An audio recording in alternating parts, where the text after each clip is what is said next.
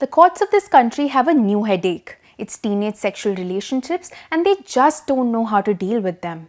Several high courts, in fact, in the past few years have raised an alarm over the POCSO Act, even criminalizing consensual sex between teenagers. And all of these judgments have spoken of sexual autonomy of people, spoken about what the ground realities actually are, and even spoken about hormones, all to urge the lawmakers to take a look at this law, to take a relook at this law.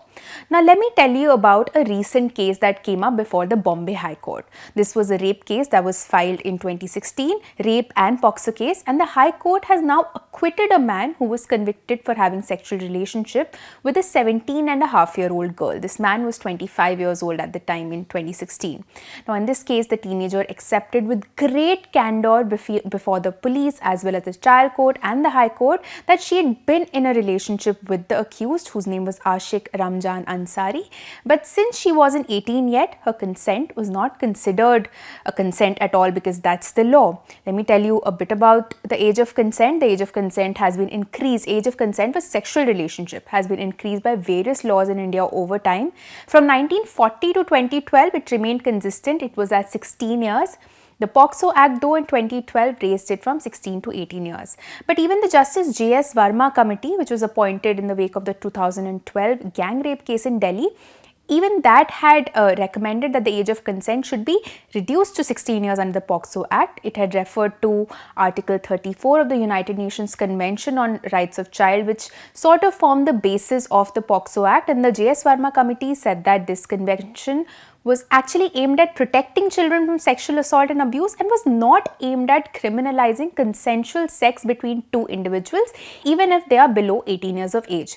But the age of consent under POCSO Act as well as the Indian Penal Code in rape-related provisions has remained at 18 ever since. Now, coming back to this case in Bombay, what happened here is that the girl's brother registered a kidnapping case against Ansari on 1st February 2016 after she had been missing for 2 days. She was then traced to Anand in Gujarat in March 2016. When they both were brought to Bombay, the girl was found to be pregnant and a case of rape and POCSO Act was registered. She later terminated her pregnancy. But now, the irony here is that the trial court in this case acquitted Ansari under kidnapping charges, recognizing the girl's consent and going away with him of her own volition. But when it came to rape and POCSO charges, the court's very long Qanun ke hands were tied with the law that's currently in place. So when the matter Although when it finally came to the High Court took a different stance. The High Court acquitted him and said very firmly that the criminalization of romantic relationships has overburdened the criminal justice system by consuming significant time of the judiciary, police and the child protection system. I'm quoting from the judgment here. You can see the exact quotes on your screens as well. Justice Bharati Dangre of the High Court said that a huge chunk of POCSO cases coming before courts involve romantic relationships these days, and in such cases the victim ultimately turns hostile, resulting in the acquittal of the accused, but resulting in the courts spending, the police machinery, the criminal justice system spending a lot of time on these cases.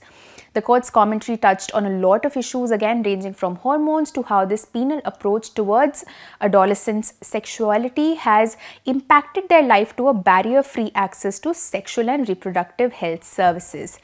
And this isn't the first time that a High Court is raising these concerns. In fact, just last week, the Madras High Court announced its intention to quash criminal cases brought against minor boys accused of engaging in consensual relationships with minor girls.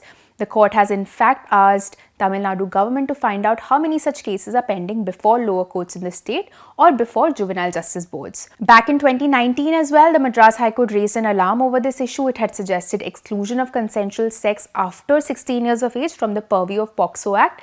And the frequency of such orders has only increased. It's spread all across. Again, in 2021, the Madras High Court said that the POCSO Act was never intended to cover cases where adolescents or teenagers were involved in romantic relationships. It suggested that the law be amended to exclude such cases.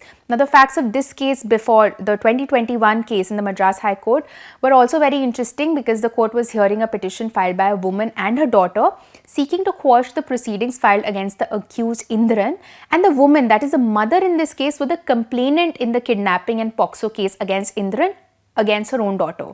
Now, Indran now claimed that it was actually the minor girl, the daughter, who insisted on eloping and getting married.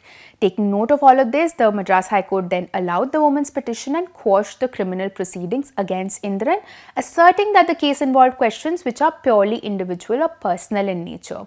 But as the Bombay High Court in the first judgment that I spoke about also noted, it is now up to the legislature, the parliament and the lawmakers to finally give this issue a thought and consider bringing about a change in the age of consent, as has been flagged by several high courts across the country.